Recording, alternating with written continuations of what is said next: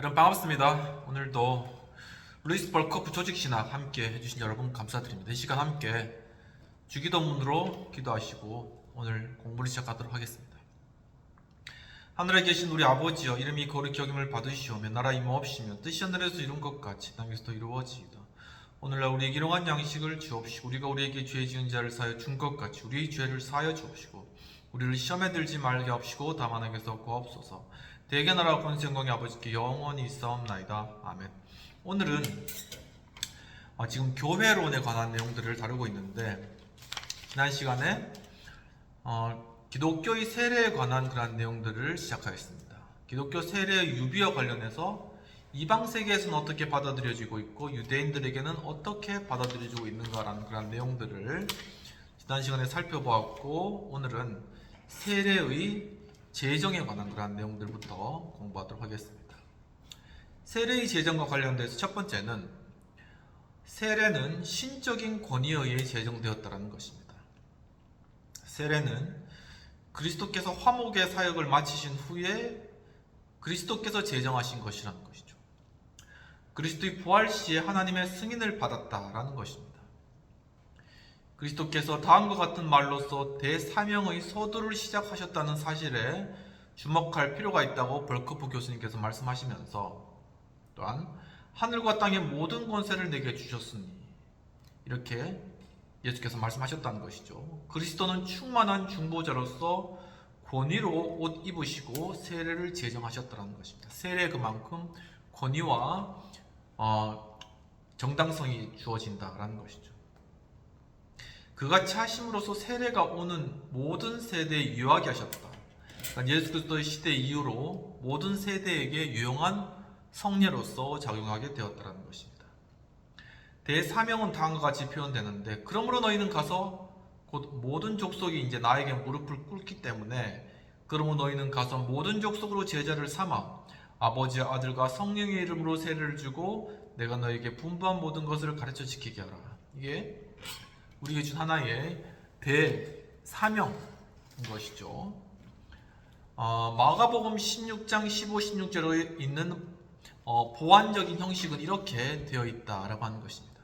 또 이르시되 너희는 온 천하에 다니며 만민에게 복음을 전파하라. 믿고 세례를 받는 사람은 구원을 얻을 것이요 믿지 않는 사람은 정죄를 받으리라. 믿고 세례를 받으면 구원을 받는다라는 것이죠. 이 권위 있는 명령에는 다음과 같은 요소들이 내포되어 있는데, 첫째, 제자들은 온 세상에 나가서 모든 족속에게 복음을 전함으로써 사람들을 회개하게 하고 예수님을 약속된 구주로 고백하게 해야 된다라는 그런 의미가 첫 번째 있다는 것입니다. 복음 전할 사명이 있다는 것이죠. 두 번째, 믿음을 통하여 그리스도를 영접한 자들은 자신들이 하나님과 새로운 관계를 맺었으며 하나님 나라의 법에 따라 살 의무가 있다는 사실에 대한 표징과 인으로서 삼위일체 하나님의 이름으로 세례를 받아야 된다. 하나의 인과 같이, 하나의 표징과 같이 세례를 받아야 된다는 것입니다. 세 번째, 그들은 말씀의 사역의 지배를 받아야 되는 바 곧 복음의 선포와 새로운 언약의 신비와 특권과 의무에 관한 설명을 배우고 거기에 순종해야 된다는 것이죠. 바로 이러한 것들을 설명하고 인정하는 과정이 세례라는 것입니다. 제자들을 격려하기 위하여 예수님은 다음과 같은 말을 덧붙이셨는데, 볼지어다 내가 즉 이 명령을 줄 권위를 가진 자가 세상 끝날까지 너희와 함께 있으리라 라는 말씀을 주신 것이죠. 두 번째, 세례의 형식이 되겠습니다. 사도들은 성부와 성자와 성령의 이름으로 세례를 주도록 명령을 받았습니다. 이름으로라고 번역된 헬라어 에이스토 오노마는 불가타 역에서는 라틴어 인 노미네로 번역되었고, 이것은 다시 루터에게 와서 독일어 임 나멘으로 번역되었는데, 이 구절은 삼위일체 하나님을 근거로 하여 라는 그런 의미를 가지게 되는 것이죠. 이 삼위일체를 근거로 하여서 세례를 준다는 것입니다. 로버트스는 신약 헬라어 문법에서 이것에 이와 같은 의미를 부여했으나 그 근거를 제시하지는 못했습니다. 이 사실은 이 해석이 해석학상 지지받을 수 없다는 것의 의미다라는 것이죠. 무엇을 근거로 하여 라는 표현은 헬라어 엔토이 오노마티 또는 단축형인 엔 오노마티에 의하여 되었다라는 것인데, 전치사 에이스는 목적을 나타내며 무엇에 관하여 또는 어떤 사람에게 신앙을 고백하고 그 사람에게 신실한 순종을 하게 되다라는 의미로 해석된다라는 것입니다. 이 같은 해석은 알렌이 마태복음 주석에서 다음과 같이 말하고 있는 것과 같이 아주 잘 조화되는데, 세례받은 사람은 상징적으로 그리스도의 이름 안으로 들어간다는 것이죠. 다시 말하면 그와 연합하여 그와 함께 교제를 나누게 된다. 세례를 통하여서 그런 의미가 있다는 것입니다. 데이어, 로빈슨, 크레모, 괴겔과 발료니, 그들의 사전에서 모두 알렌과 같은 그런 정의를 내리는 것이죠. 세례를 받으면 그분의 이름 안으로 들어간다. 마이어, 알포트, 알렌, 브루스 크로샤이데, 반 류벤 등도 같은 입장을 취한다는 것입니다. 이 의미는 에이스톤 모센, 모세에게 속하여 에이스토 오노마 파울루, 바울의 이름으로 에이스 헨 소마, 한 몸이 되었고 에이스 크리스톤, 그리스도와 합하여와 같은 표현에도 나타나 있다는 것이죠. 말씀으로부터에서 이 점에 관한 카이퍼 박사의 논증을 발견할 수가 있는데, 보면 전치사 에이스를 이름 안으로 혹은 뭐뭐에 관하여로 번역함이 좋을 것이다 라는 것입니다. 오노마, 이름이라는 단어는 히브리어 쉔에 상하는 단어로서 하나님께서 자신을 알리시는 모든 자질을 말하는 것입니다. 이 단어는 또한 하나님이 자신을 경배하는 모든 자들에게 갖추기를 바라시는 바람의 총체이기도 하다라는 것이죠.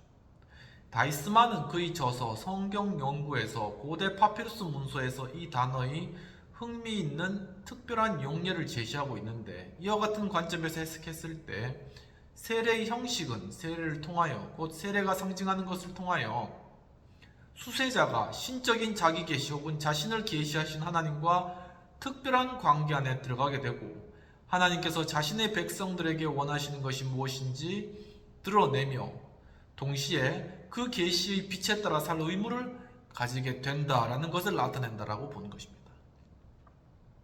예수께서 이와 같은 말들을 사용하신 목적이 이 말을 통하여 이루어진 형식을 그 이후의 모든 세대가 그대로 따르도록 하고 있었다고 생각할 필요는 없다는 것이죠. 예수님은 다만 이 말을 자신이 제정하신 세례의 형식을 서술하기 위한 의도로 사용하신 것으로서 비슷한 표현들이 다른 세례들을 묘사한 데도 사용된다는 것입니다. 사도들이 삼위일체적인 형식을 사용하지 않은 것은 여러 구절들을 통해서 확인되는데, 한번 그 구절들을 찾아보면 사도행전 2장 48절,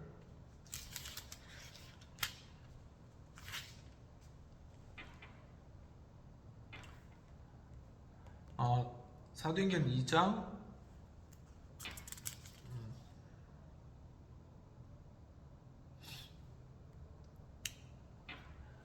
사도행전 8장 16절부터 한번 읽어보죠. 사도행전 8장 16절. 이는 아직 한 사람에게도 성령 내리신 일이 없고 오직 주 예수의 이름으로만 세례를 받을 뿐이었더라. 이런 구절들이나 10장 48절. 명하여 예수 그리스도의 이름으로 세례를 베풀라 하니라. 그들이 베드로에게 며칠 더 머물기를 청하니라. 19장 5절.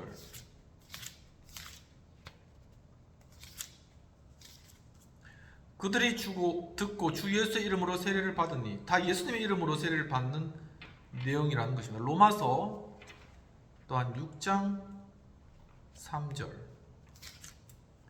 무릇 그리스도 예수 합하여 세례를 받은 우리는 그의 죽으심과 합하여 세례를 받은 줄을 알지 못하느냐.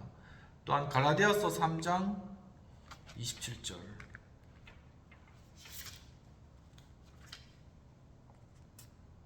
누구든지 그리스도와 합하여 세례를 받은 자는 그리스도로 옷 입었느니라 라는 것이죠. 그러니까 삼위일체적 표현을 사용하지 않은 채 예수 그리스도의 이름으로 이렇게 세례를 받은 그런 예들이 성경에 다양하게 존재한다는 것입니다. 그러나 그렇다고 해서 그들이 예수님의 대사명을 일정한 세례 형식을 규정하는 것으로 이해하지 않았다는 결론을 내릴 필요도 없다는 것이죠.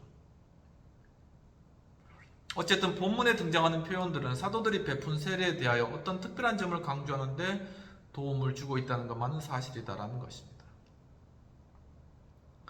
사도행전 2장 38절에서는 예수 그리스도의 이름으로 베푸는 세례에 관하여 말하고 있는 바, 이 표현은 예수님을 메시아로 고백하는 세례를 지칭하는 것일 가능성이 높다는 것입니다. 또한 사도행전 10장 48절에 따르면 고넬료의 집안에 있던 사람들이 예수 그리스도의 이름으로 세례를 받았다고 말하는데, 이 표현은 그들이 예수님의 권위로 세례를 받았다는 사실을 지시하는 것입니다. 다른 본문들은 예수 그리스도의 이름으로, 주 예수의 이름으로 또는 그리스도와 연합하여 세례를 받는다 이렇게 말하고 있는 것이죠. 간단히 말해서 이 표현들은 수제자들이 사도들이 전파하고 자신들의 주로 순종하고 있었던 예수 그리스도와 특별한 관계를 맺게 되었다는 것을 의미한다는 것입니다. 그러니까 세례를 통해 예수 그리스도와 특별한 관계 안으로 들어간다, 이런 의미인 것이죠. 사도 시대의 관습이 무엇이든지 간에 한 가지 분명한 사실은 후일 교회가 세례 형식의 필요를 느꼈을 때 예수께서 제정하신 것보다 더 나은 형식을 찾지 못했다는 것입니다. 이 형식은 디다케, 이 디다케는 12사도들의 교훈인데 디다케가 쓰여지던 때 이미 사용되고 있었다는 것이죠. 그렇다면 이 세례론의 역사에 관한 내용들을 살펴보도록 하겠습니다. 첫 번째는 종교개혁 이전이 되겠습니다. 초대 교부들은 세례를 교회에 들어가는 의식으로 간주했고, 통상적으로 세례가 죄사함 및 새 생명의 전달과 밀접하게 관련이 있는 것으로 간주하였다는 것입니다. 세례에 관한 그들의 표현 가운데 일부는 그들이 세례 시에 중생을 믿었다는 사실을 보여주고 있다는 것이죠. 이와 동시에 주목해야 할 사실은 어른들의 경우 영혼의 올바른 성향과 별도로 세례가 효력을 갖는 것으로 간주하지는 않았으며, 새 생명으로 들어가는데 세례가 절대적으로 필요하다고 보지 않고 다만 세례를 갱신의 과정의 완성적인 요소로 보았다는 것입니다.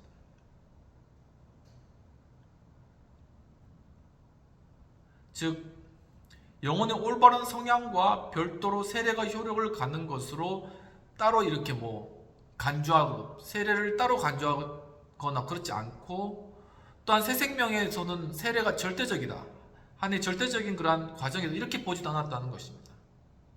다만 세례를 갱신에 우리가 그리스도인으로서 변화하고 갱신되는데, 새 생명을 얻은 존재로 갱신되는데 필요한 이것을 완성해 나간 하나의 요소로 보았다는 것이죠.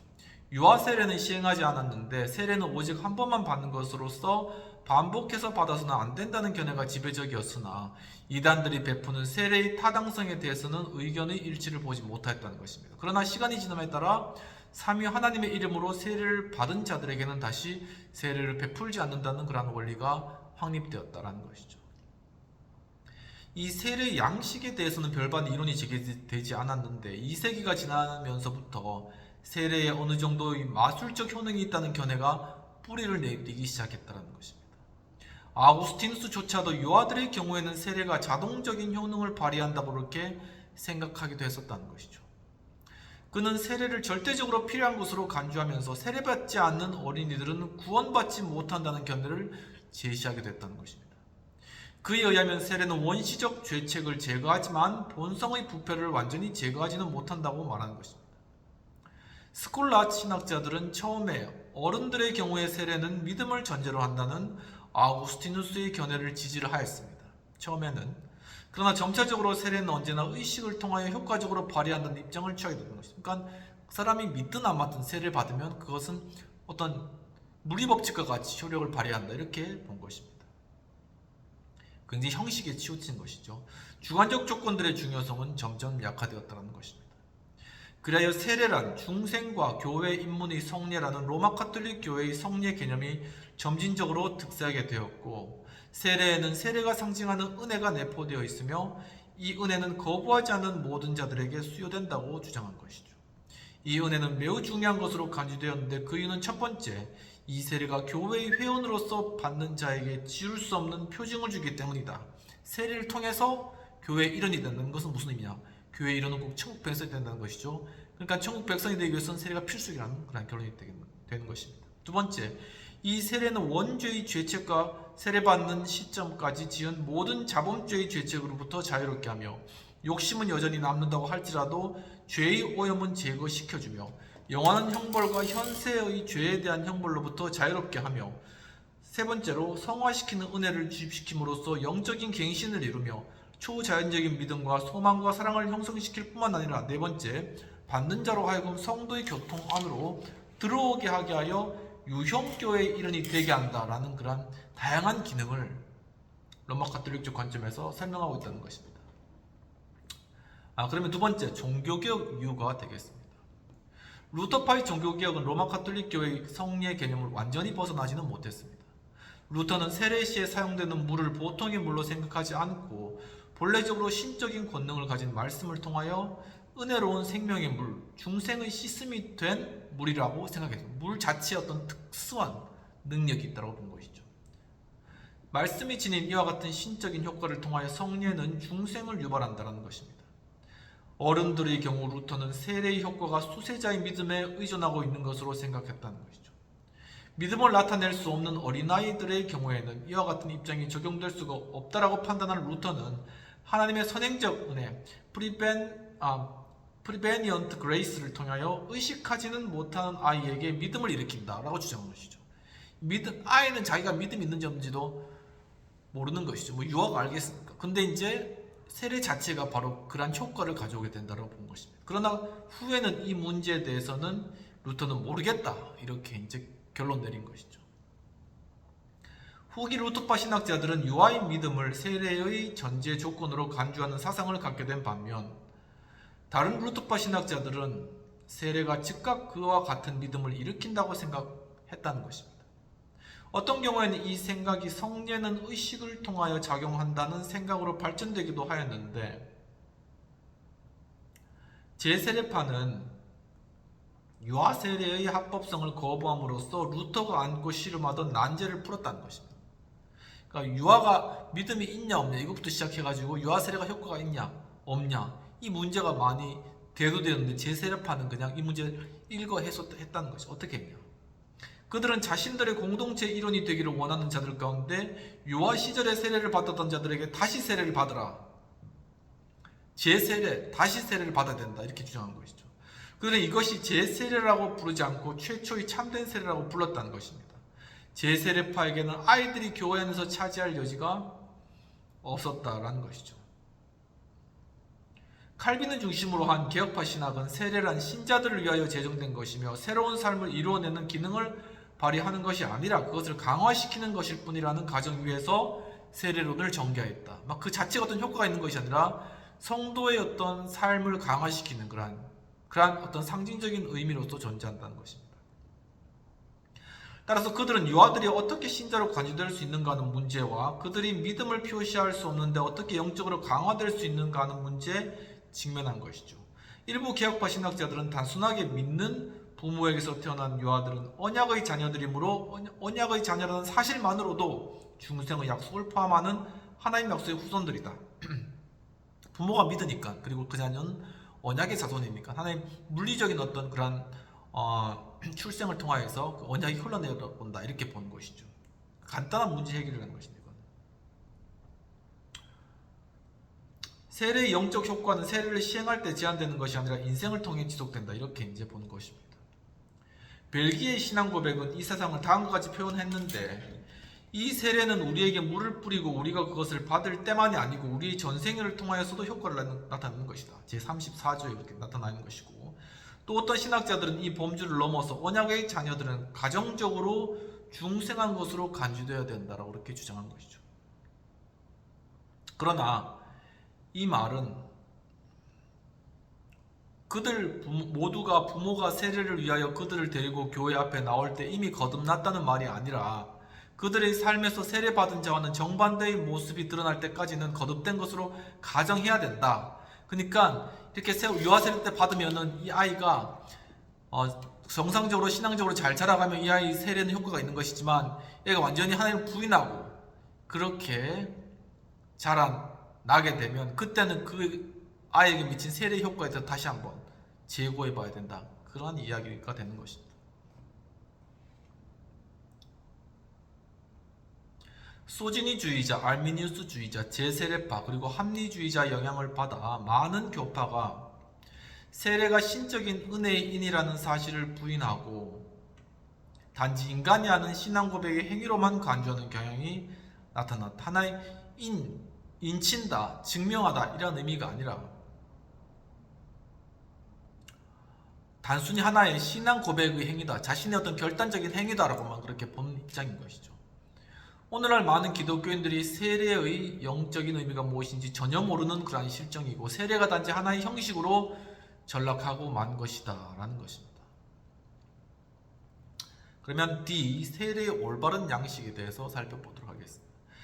침례교는 다른 교파와는 입장을 달리하여 수세자를 물에 완전히 침수시켰다가 일으키는 것이 유일한 세례의 양식이라고 주장하면서, 이 양식이 세례를 줄 때 절대적으로 필요한데, 그 이유는 이 양식이 예수 그리스도의 죽으심과 부활을 상징할 뿐만 아니라 수세자가 그리스도와 함께 죽고 부활하는 것을 뜻하기 때문이라고 설명한다는 것이죠, 침례교에서는. 따라서 두 가지 의문이 당연히 제기될 수밖에 없는데, 이 두 질문은 다음과 같은 순서에 따라서 고찰하고자 한다는 것입니다. 첫 번째는 세례라는 표지에 있어서 절대적으로 필요한 것은 과연 무엇인가? 양식과 관련된 것입니다. 두 번째, 침수는 물에 이렇게 빠지는 것이죠. 빠뜨리는 것입니다. 유일무이한 세례 시행의 방식인가? 반드시 이렇게 해야 되는가? 이 같은 순서는 타당하다. 왜냐하면 첫 번째 질문이 두 번째 질문보다 더 중요하며, 두 번째 질문에 대한 답변은 부분적으로 첫 번째 질문에 대한 답변에 의존하고 있기 때문이다 라고 설명하는 것입니다. 그럼 첫 번째 질문, 세례의 상징에서 본질적인 것은 무엇인가 라는 것입니다. 침례교의 주장에 따르면 완전 침수 후에 물에서 건지는 방식이 세례의 본질이라고 설명하고 있습니다. 이 방식을 포기하는 것은 세례 그 자체를 포기하는 것과도 같다 이렇게 보는 것이죠. 참된 세례의 개념이 물속에 내려갔다가 다시 올라온 방식을 통하여 표현된다고 보았습니다. 그와 같은 침수가 어느 정도의 씻음과 정결하게 함을 포함하고 있는 것은 사실이지만, 그것은 우연한 일에 불과한 것이다라는 것이죠. 정결하게 하는 속성이 없는 어떤 것에 사람이 잠겼을 경우에도 세례는 세례인 것이다라는 것입니다. 그들이 제시하는 성경적 근거가 뭐냐면은 마가복음 이제 10장 38절.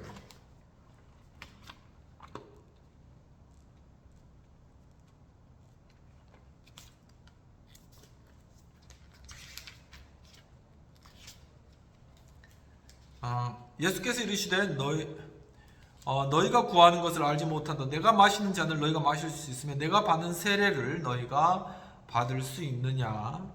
39절, 그들이 말하되 할 수 있나되 예수께서 이르시되 너희는 내가 마신 잔을 마시며 내가 받는 세례를 받으려니와. 이런 구절들을 이제 이야기한다는 것이죠. 누가복음 12장 50절. 나는 받을 세례가 있으니 그것이 이루어지기까지 나의 답답함이 어떠한 것이겠는가. 로마서 6장 3절.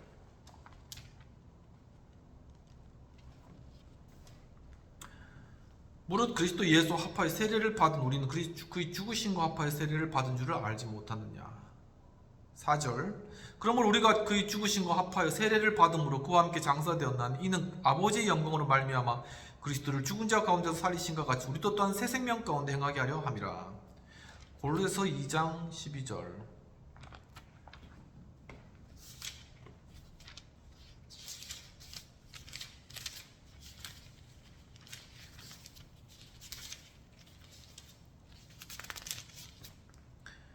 너희가 세례로 그리스도와 함께 장사되었고 또 죽은 자들 가운데서 그를 일으키신 하나님의 역사를 믿음으로 말미암아 그 안에서 함께 일으키심을 받았느니라. 이러한 구절들을 이제 이야기한다는 것입니다. 그러나 처음 두 구절은 마가복음 10장 38, 39절하고 누가복음 12장 50절은 단순히 그리스도께서 장차 다가오는 고난에 압도되었다는 생각을 표현할 뿐 성례로서의 세례를 말하는 것은 결코 아니다라는 것이죠. 그러니까 십자가에 받으실 고난을 이야기하는 것이라는 것입니다. 나중에 두 구절이 이 문제를 다루는 것은 사실이지만 이 구절들에서도 이 점이 핵심은 아니라는 거죠. 왜냐하면 이 구절들은 물을 통하여 받는 세례를 말하고 있는 것이 아니라 물 세례가 상징하는 영적인 세례를 말하고 있다는 것이죠. 이 구절들은 거듭남을 죽었다가 다시 살아나는 비유의 형태를 취하여 표현한다는 것입니다. 여기서 이 구절들이 그리스도의 죽음과 부활의 상징으로서 세례에 관하여 말하고 있지 않다는 점은 너무나도 분명하다는 것입니다. 여기서 말하는 세례가 하나의 상징이라 할지라도 그것은 산자가 죽었다가 다시 살아나는 것의 상징일 뿐이라는 것이죠. 또한 이것은 단지 신자의 거듭남을 표현하는 비유적 방식이기 때문에 세례를 비유의 비유로 만들 것이다 라고 얘기를 하고 있습니다. 개혁파 신학은 세례의 상징의 본질에 관한 전혀 다른 개념을 제시하는데, 개혁파 신학은 그 본질을 정결하게 함이라는 개념에서 찾는다는 것입니다. 하이델베르크 요리문답 69문에서는 다음과 같이 묻습니다. 십자가 위의 그리스도의 한 희생에 참여하는 거룩한 세례는 당신에게 어떤 의미가 있으며 어떻게 인쳐지는가? 그리고 이 요리문답은 이렇게 답변하는데, 그리스도가 이러한 외부적으로 보이는 물로서 씻는 의식을 정하시고 외면적인 신체의 때가 물로서 씻기는 것과 같이 확실히 그리스도의 피와 영에 의하여 나의 영혼의 때, 즉 나의 모든 죄가 씻기는 것을 약속하셨다라고 답변하고 있는 것입니다. 이 같은 씻음이라는 생각은 구약의 모든 정결 규례와 요한의 세례에 있어서 핵심을 이루는 것이다 라는 것이죠. 세례는 곧 정결하다, 죄를 씻는 행위다. 이것이 다 연결되어서 가진 통일적인 그러한 개념이라는 것입니다. 이와 같은 관점에서 볼 때 예수님의 세례는 이전의 세례들과는 완전히 일치한다는 것입니다. 만일 그가 이와는 전혀 다른 내용을 담은 세례를 제정하셨다면 그는 모든 가능한 한 오해를 피하기 위하여 그 내용을 명백히 밝히셨을 것이라는 것입니다. 더욱이 성경은 세례가 영적인 정결하게 함 또는 씻음을 상징하는 것을 분명히 이야기하고 있다는 것입니다. 세례는 죄를 씻는 행위다. 아주 간단하게. 그렇게 성경은 계속 이야기하고 있다는 것입니다. 성경은 바로 이 점을 강조한다는 것이죠. 성경은 결코 물에 들어갔다가 나오는 것이 세례의 본질이다, 이렇게 이야기하고 있지는 않다라는 것입니다. 그러면 다음 시간에는 그렇다면 침수가 과연 세례의 양식인가? 침례기에서 말하는 물에 빠졌다가 다시금 이렇게 건져내지는 이러한 것이 유일한 그렇다면 세례의 양식이 되는가라는 그런 질문을 다음 시간에 함께 다뤄보고 그 이후로 세례를 시행할 자격이 있는 자라는 그런 자격에 관한 문제부터 또한 살펴보도록 하겠습니다. 함께 기도하도록 하겠습니다. 하나님 아버지, 오늘 또한 중요한 주께서 제정하신 성례 가운데 세례에 관한 내용들을 깊이 배울 수 있도록 이끌어 주시는 감사합니다. 역사를 거치며 여러 가지 세례에 관한 여러 의문과 또 여러 많은 이야기들이 있다 할지라도 예수께서 말씀하셨던 이 세례를 통해서 우리의 죄 씻음 받고 우리가 정말 우리가 예수 그리스도의 속죄의 그러한 사역으로 말미암아 우리의 죄가 예수의 피로 씻겨졌다는 이러한 상징적인 의미를 가지고 이가 또한 우리가 그것을 통해서 하나님 나라의 일원이 되었다는 인침의 그런 의미를 가지고 있다는 그런 사실들, 이것을 깊이 생각하며 정말 우리 삶 가운데 정말 우리가 받은 세례의 그런 의미를 또한 삶 가운데 또한 깊이 묵상하며 실천하게 하시고, 또한 세례를 사모하는 자들 가운데는 주께서 세례 받을 수 있는 길들을 열어주시고, 바로 주님께서 제정하신 이러한 귀한 성례가 바로 하나님의 놀라우심과 주님의 능력을 덧입는 결국 복된 그러한 과정이 될 수 있도록 주여 도우시고 함께해 주옵소서. 감사하고 모든 말씀 우리 주 예수님 이름으로 기도합나이다. 아멘. 네, 오늘도 예배 가운데 함께 계신 여러분 감사합니다. 이제 6월이고 날씨가 많이 더워졌는데 건강 유의하시고, 또한 한 주간 또한 주님과 함께 동행하면서 말씀 가운데 또 기도 가운데 주님으로부터 능력과 힘을 힘입어서 승리하는 그러한 한 주 되시기를 주님의 이름으로 축원합니다. 감사합니다.